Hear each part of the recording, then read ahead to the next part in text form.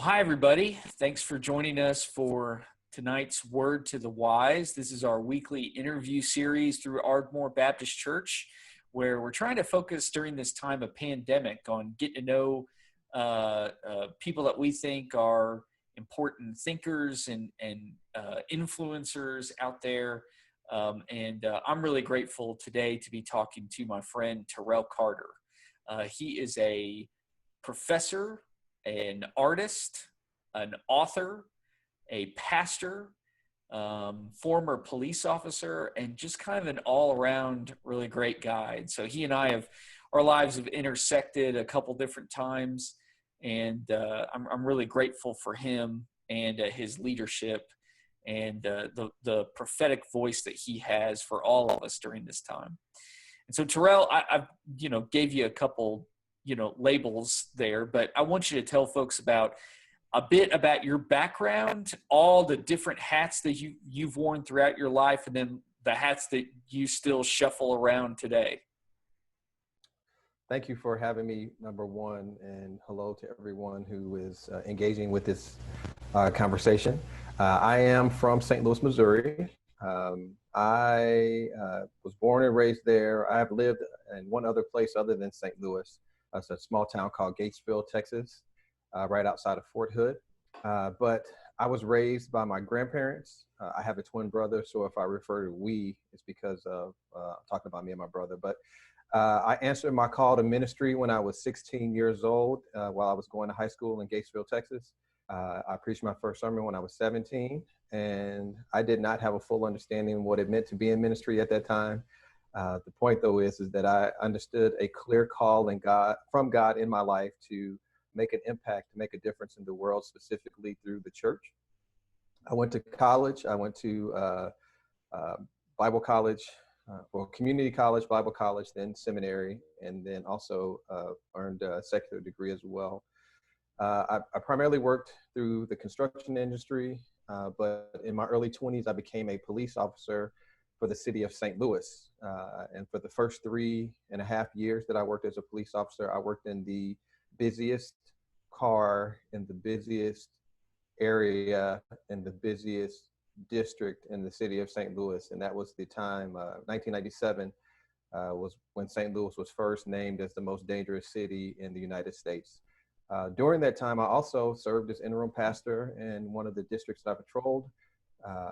I eventually left the police department because I testified against my partner for planting drugs and stealing money from citizens. But I had also seen many other things during that time as well. When I left the police department, I was called back to that area to become pastor of a church in that really busy district all over again. And I've served on multiple staffs. I am currently the pastor of Webster Groves Baptist Church in Webster Groves, Missouri, which is a suburb of St. Louis. And one of the ironies of my call has been that when I started Bible college and seminary, I always thought I was going to serve in African-American churches like the ones that I was raised in, but I've never been called to an African-American church. I've always been called to serve historically white congregations. It was not something that I ever anticipated or looked for. After leaving the police department, I went back into private industry and eventually finished a doctorate, and I became a full-time professor at Central Baptist Theological Seminary. Tyler and I both have a history with Central, a wonderful history with Central. Yep. And I am currently the vice president, or currently chief diversity officer and special advisor to the president at Greenville University in Greenville, Illinois. Throughout all of my full-time employment, I've always either taught adjunct at a college or a couple of colleges, which I still do as well. So I'm full-time as an administrator at one university, but I still teach adjunct at a couple of other colleges because I love to interact with students as well. And in addition to that, I've held a couple of different positions with regional Baptist bodies as well, primarily around the idea of how to help. The position that I've served in have all been about how do we help minority groups connect with that regional body, or how do we help communities better engage with that regional body as well? Yeah. I always think about you, Terrell, when I heard a joke one time about the British scholar N.T. Wright, that somebody somebody called him on the phone, and his assistant picked up, and she said, "Well, I'm sorry, Professor Wright can't come to the phone right now. He's finishing his most recent book." And the person on the phone said, "Well, I'll just hold." And that's kind of how I feel about you. Is I feel like you you are like a voracious writer and have all kinds of really amazing books. There's a few of them that are on my shelf, and I'm really grateful for your voice. So I want to really talk about two of your books today, because I think they speak into a lot of what we're seeing on the news, what we're seeing in current events. And the first is, I think this is your most recent book, but again, since we last talked last week, you probably wrote another book. But the one I'm talking about is Police on a Pedestal. And it So has a lot that to is do. that is not my most recent book. Oh my gosh, come on. Come on. Jeez. Man. Yeah. You write more books than I preach sermons. So No. oh man. Well, one of your most recent books, I think this was 2019, Police It on a was. Pedestal, which is kind of it's like an element of memoir and also an element of kind of I mean there's theology in there as well, there's scripture study, but it's really looking at policing in our world, and that is a huge topic right now. And one of the main points, you kind of begin the book by saying that all of us have been given the story of the police. um, maybe it came from the media, maybe it came from politicians, maybe it came from our experiences growing up. So, where, I guess, what I want to know first is, where did your story about the police come from? And then, when you actually served as a police officer, what were the stories that the police told about itself? So number one, any book that I write, regardless of what the subject is, I do want to bring my faith in. It's hard for me to separate who I am as a Christian. I'm not a perfect Christian by any means, so I don't want to set myself up to sound like that. But anything that I write, I want it to reflect what I understand about God and what I think God expects from me and from other people. Um, my story with the police began, truthfully, when I was really small. My twin brother and I were raised by a single mom with the help of our grandparents. And I can remember multiple times our mother being stopped by police. She had this old classic car. And when I say old classic car, I mean it was late 50s, early 60s, and this was in the set. And when we were born in 1973, so this is late 70s, early 80s, before she was killed.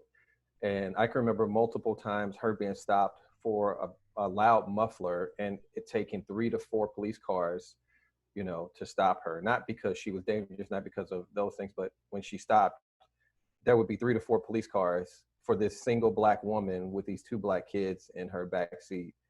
And, you wonder why. I remember her receiving multiple tickets because of whatever.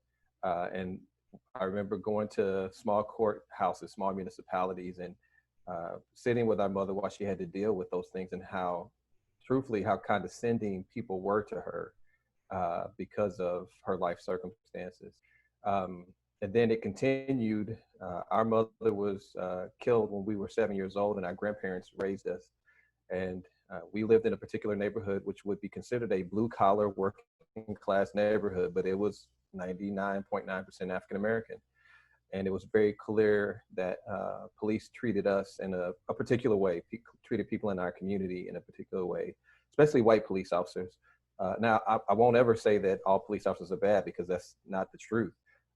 Our uncles were coached by a police officer who eventually became the captain of the district that we lived in.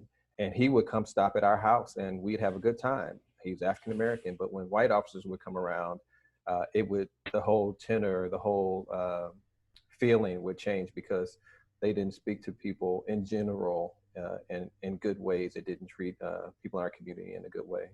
So I became a police officer when I was 23 years old. I never wanted to become a police officer. That was not a dream. I was married and was about to become a dad. And I literally prayed, God, please allow me to find something better than what I was working at the time, to be able to take care of my family, have insurance and all those things. 2 days later, I heard an advertisement on the radio for the police department. And my response was, God, this cannot be the answer to prayer. And I ended up applying. I had one friend whose father was a police officer. I reached out to that person, and he gave me some very clear advice. And I eventually applied and got in. The second week of the academy, so you go through the academy for about 6 to 9 months. I can't remember what it is now, but we started in March or April, and we graduated in November, excuse me. And the second week of the academy, one of our academy instructors said to us, "You have the magic pen." And what that instructor was inferring was, you are the person who is going to be telling the story, and people will believe that story. So whatever your interaction is with citizens, just make sure you write a good enough, or you tell a good enough story so that arrest sticks, and so you can make your career better. So that was kind of the internal story. That was and everything else that I learned from there revolved around that. Police in St. Louis, and I refer to it as a system, because again, individuals operate based on the system they are in. The system wants to protect itself. The system wants to make sure that it continues to exist, and that it gets fed. That's probably, unfortunately, the first thing that comes into my mind is Little Shop of Horrors, the plant, feed me, Seymour, feed me. I, some ways, think about the police department that way. And the police department is fed off of bodies and interactions with bodies. So police departments get more money, they get more prestige, they get more grants, they get more equipment, they get all of these different things based on the number of interactions or the number of arrests primarily that they make in a year. And a police officer gets promoted, gets transferred to become detective, all these different things, primarily based on what their arrest statistics or how many tickets they have written, all those different kinds of things. Police officers don't get to advance through their career because they're a good person. Again, that's not saying that police officers are not good people. What I'm saying is, when you are tested and interviewed to become sergeant, they don't want to hear how many people, how many families you've helped not be evicted. What people care about is how many drug arrests have you made, how many violent felons have you arrested, those kinds of things. That's what commanders and systems like the police department care about. Yeah, you call that in your book proactive policing. Yep. Meaning that is, you define it as cops are trying to prevent crimes or responding to crimes in the moment. Now, to many of us that our interactions with the police have been pretty positive, that seems pretty common sense, honestly. But tell us why you say that the focus of policing should not be on proactive policing, or in your perspective, but more on relationship building. And tell me if I have that correct. So again, what you were on the right track. So if you are not called a real police officer unless you are able to, again, have a certain number of arrests, unless you are willing to go. We used to call it jump out boys. A police officer that just drives up and then kicks open the door and jumps out and starts chasing people. That's what most police consider to be real policing, because you're going after the bad guys. The challenge with that is, what are police officers trained, and who are police officers trained to think are the bad guys? So I live in St. Louis, Missouri, and there is a very clear racial division in St. Louis, Missouri, so much so that they have it named after a street. It's called the Delmar Divide. Yeah. And if you live in St. Louis and you live north of the Delmar Divide, that's considered to be Black where all the Black people live, where the majority of Black people live, where the majority of Black people come from. And there's a very clear, I mean, it's very clear where the resources in the city are and where they are not.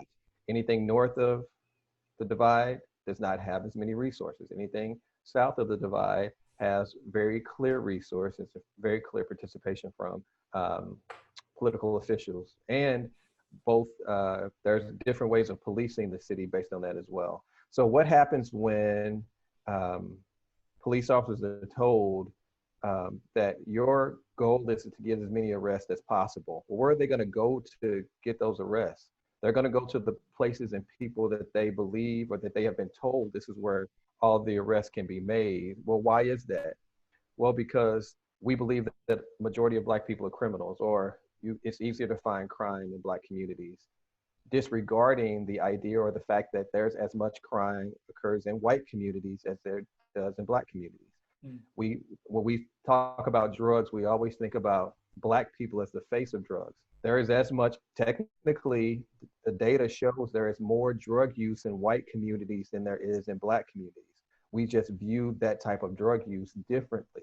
We have made crimes that we believe to be Black crimes out to be more egregious than the crimes or the drug use that you typically believe is white drug use. The point that I'm leading to is when we have this idea that one particular group of people or minorities in general are the criminals, then we patrol them differently, we police them differently, and we are willing to treat them differently than we do other communities.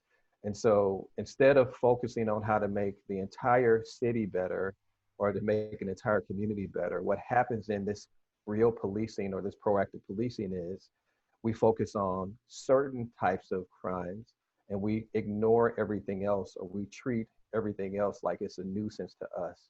So when someone gets into a car accident and we have to go and write a police report about that, we consider that to be a waste of our time. We get mad at the person for having the car accident who is stopping us from fighting drugs or for fighting the real crime that's occurring over here.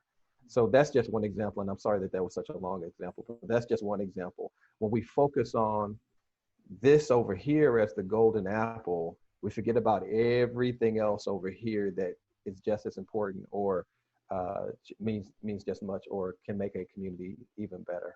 Yeah.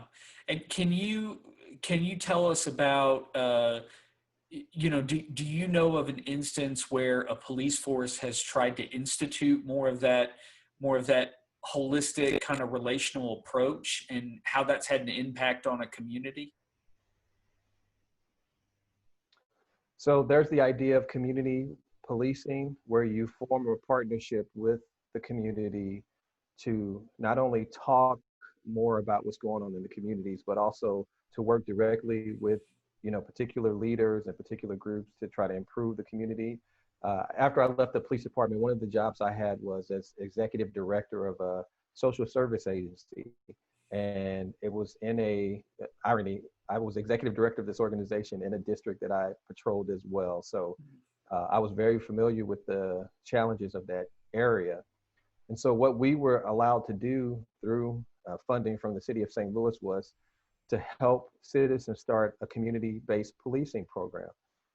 And that involved on the weekends, public affairs officers, other officers coming in to community group meetings and having some very clear conversations with citizens about what their concerns were, all those different kinds of things. But in addition to that, they taught citizens about a process called Citizens on Patrol. The goal was to make sure citizens understood what a crime was, what a crime was not. If you see somebody dumping trash, you don't need to call 911 because that's truthfully not an emergency. That's not the best use of police time. Instead, call this other non-emergency number, or let's document all of this and we can show you how to make sure that information gets back to the right people so that can be taken care of in the next few days. The point is that a community-based partnership between a neighborhood and a police department can teach the citizens what the real job, and I'm sorry, real job is not the right phrase, can teach citizens what fits into the scope of what policing is versus expecting the police department to be the catch-all for everything, and it's not. One of the other things was, how do we bring more social workers into this community? How do we bring more counseling services into this community? And all of that was through that particular community-based process. And it was very beneficial. The challenge was the city only gave money for it for a certain amount of time and then decided to move on to something else. Hmm. Thank you so much. And, I think, like I said, your perspective, your time as a law enforcement officer, I know that it informs your work as a pastor as well. And your other book that I want to talk about is one that I did have on my shelf, and that's Healing Racial Divides. Anybody who wrote a review for that or an endorsement for that book, right? My name's on the back. Yeah, I pretended to read it, so I. Thank you for pretending. So in a way, I co-wrote it. Is what you're saying? That's right. No. It is an incredibly powerful book, and you were saying earlier that you have predominantly worked in mostly historically white context as a pastor.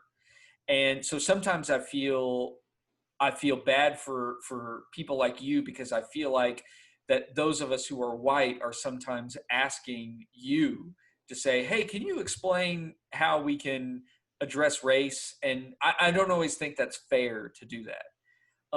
However, I do think you have really important things to share with communities of faith, with churches. So I want to ask about your experience as a pastor. And a lot of people, I think, are watching what's happening in the world today.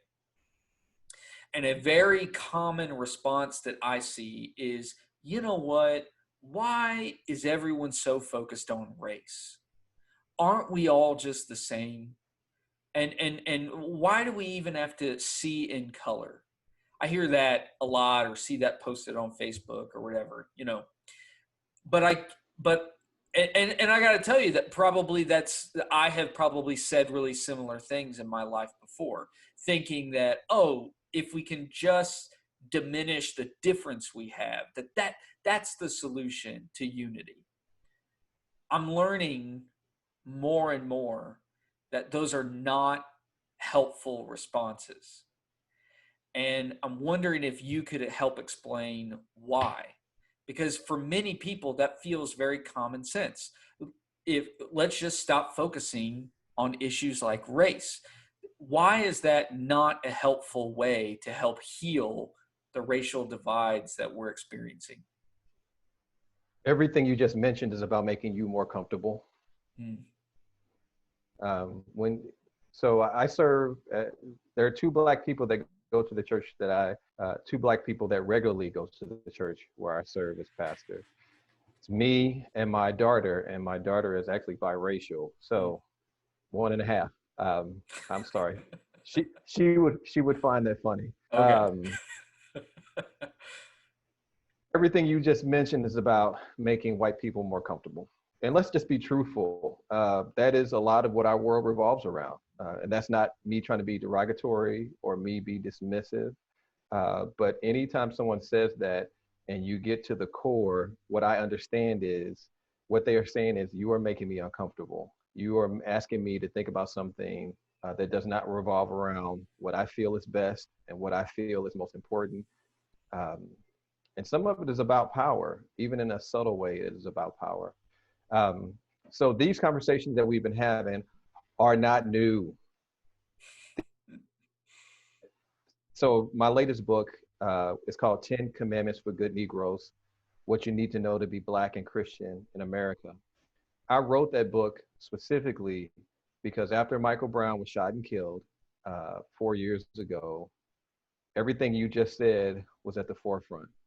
There were white Christians who kept asking the question, why are Black people so angry? Why can't Black people just be happy? Why don't they just follow the rules? If they just did what they were supposed to do, everything would be all right. Even though we were seeing videos and images and stories where Black people were doing the right thing and yet they were killed. Let alone the history of all the different stories of Black people doing the right thing, ending up in jail, not being hired, not being able to buy a home, not being able to, you just name it, everything that, and I'm going to use you as an example because you and I are friends and I know your heart, and we're the ones talking to each other right now. What the standards that apply for you do not apply for me. The standards that apply to me do not apply for you either. When we walk in the door, people look at us differently. They assume certain things about you based on your name, when they hear you speak, when they find out what you do. They assume something totally different. When I walk in the door, they hear me speak, they hear my name. And even though I'm a pastor, I've told you this before, I walked into primarily white Christian meetings and people are like, hey, how are you doing? Are you in the right place?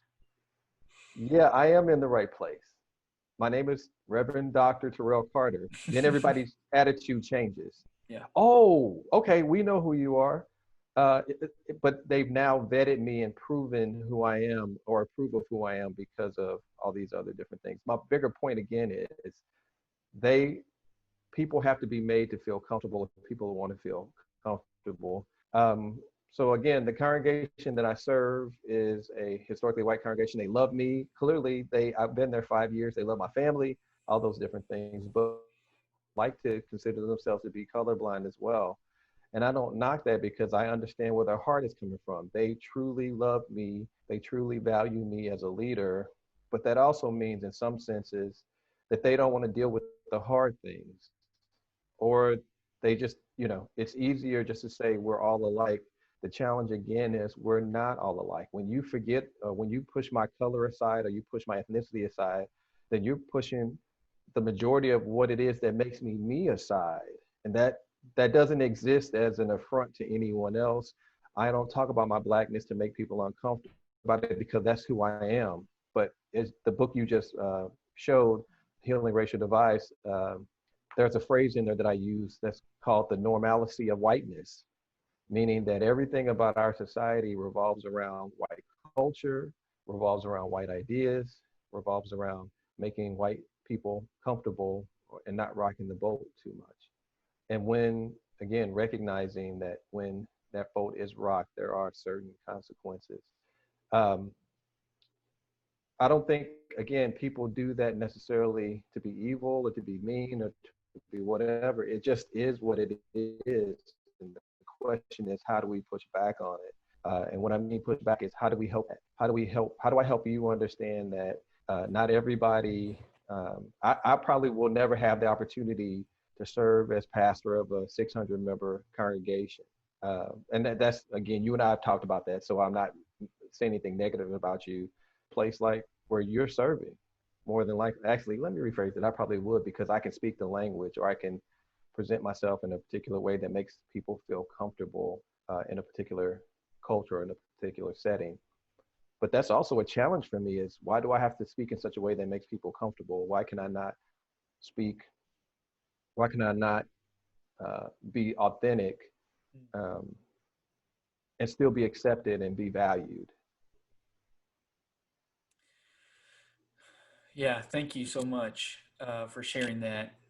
Um, it seems to me that not as a finish line, but as a starting place, for white Christians who are struggling with, well, what do I do? Like, what am I supposed to do with all this?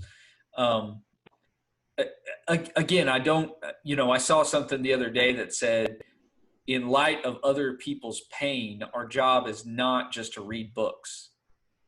But I do think, hey, but maybe your books though, right? Yeah, yeah.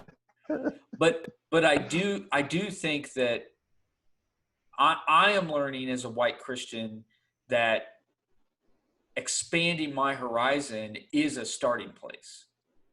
And looking at the authors I read and the podcast I listen to, and realizing that I would never call it this, but that I mostly have listened to predominantly white authors and white speakers and white writers. And so, one of the things that we're trying to do at Ardmore Baptist Church is to provide opportunities for our folks to enter into dialogue by reading a book and discussing it together, and not that the work is done, but that is a starting place. Um, and so, you're a prolific author yourself, but are there other kind of starting places that you would really suggest people consider during this time? One of the challenges I see is, and this is a challenge for Christians, period, but in particular in this conversation, we always say we want the kingdom to grow. Mm-hmm. We want the kingdom to expand. We want our church to grow. We want all those things. But when the the people from the fringe start to come in, then we begin to try to change them. And so I always laugh because I talked about this in the Healing Racial Divides book. Some churches can boast about diversity. The challenge is that the diversity may be they have 30% African American or Black, but that 30% African American Black does not represent what what everybody else or what traditional Blackness, and I know that's a goofy kind of phrase. What I mean is it's the idea that no, these Black people make as much money as us. They come from the same kind of background as us. They come from the same, so we're comfortable with them. Again, it's the idea of we want people to be like us and to fit a particular mold. And yes, if you are a different ethnicity, that's fine, as long as you fit the mold that we have disposed for you or pre-described for you. As long as you fit that mold, then you're good and you're welcome. My first encouragement is to stop trying to control people and accept people as they are and wherever it is they come from, because that's the example that Jesus gave us. It's always an irony to me that, especially as Christians, we love the Bible, we say we love and believe in the teachings that Jesus gave us, but many times when we have the opportunity, we fail because we wanted to fit our predetermined idea of what it should be. So number one, accept people as they are, legitimately. Just serve people, accept people as they are. I recognize that some areas may not have a lot of diversity. That doesn't make that area a racist area. It just means that there are not as many minorities that live there, but there are poor people that live there. So what are you doing to try to build relationships with the poor? Not take care of them and do a good deed so you can feel good about yourself. What are you doing to try to build legitimate relationships with them? Number two, or number three, put yourself in the position of what a minority might experience. Again, whether that's the poor, whether that's somebody of ethnic diversity. Go to a place where you are not the expert, where people are not looking up to you as the most valued person in this room or in this community. Go somewhere and listen instead of believing that you have the answers all the time and that your point of view is the best point of view or is the point of view that needs to be best regarded. Thank you. Those are really good starting places, and I think part of what I hear you saying is that we have to be able to connect being people of justice with our discipleship. That this is none of this stuff should be foreign to people who follow Jesus. This It all is goes together. Yeah, yeah, absolutely. Well, I mean, Terrell, so oh, go ahead. Go look, ahead. I'm sorry, just one last Yeah, thing. yeah. Again, look at the example that Jesus gives us. Who did Jesus spend his time with? He did not spend his time with the religious elite. That's who he was always in conflict with.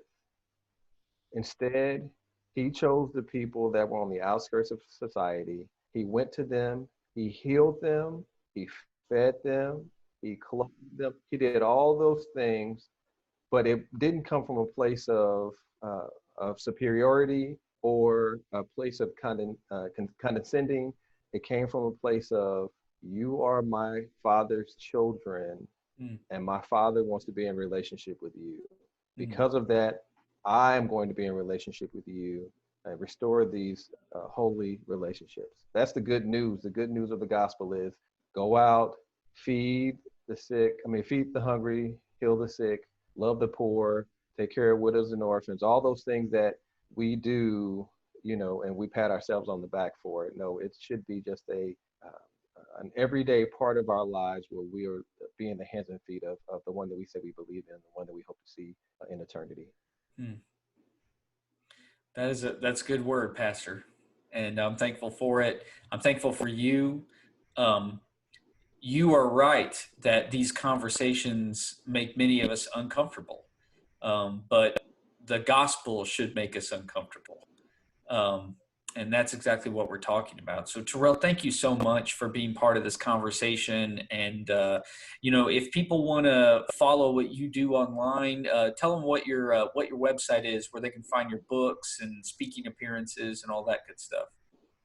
You can follow me or find me online at terrellcarter.net, TerrellCarter.net.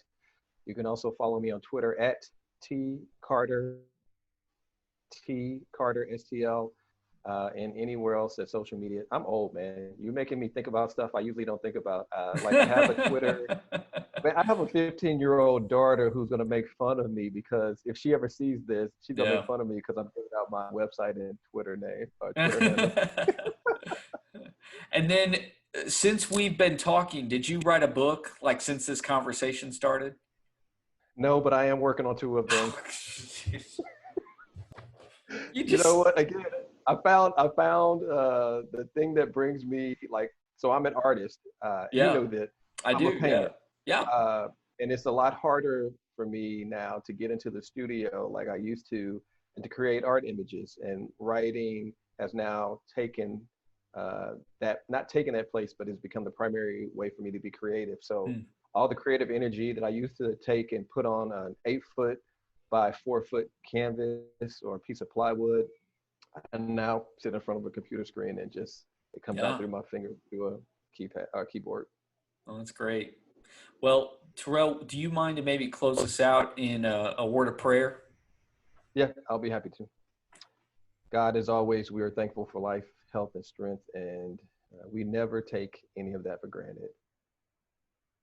Lord, the struggle that is occurring in our nation, but also in our lives. God, you have blessed us. You have loved us. You have saved us. You have set us aside. But you've done all those things, not just for our own sake, but for the sake of your creation, for the sake of your people. And I pray that through your Holy Spirit that we would learn, understand, and be open to new ways to be your hands and feet in this world, not just for those who are like us, but for those who are completely different from us, for those, Lord, no matter who they are, who are looking to understand you and understand their relationship with you, that our lives would facilitate that understanding and that you will receive the glory. It's in our Savior's name, I pray. Amen. Amen. Hey, thank you so much, Terrell. Thank you. I'll see you later.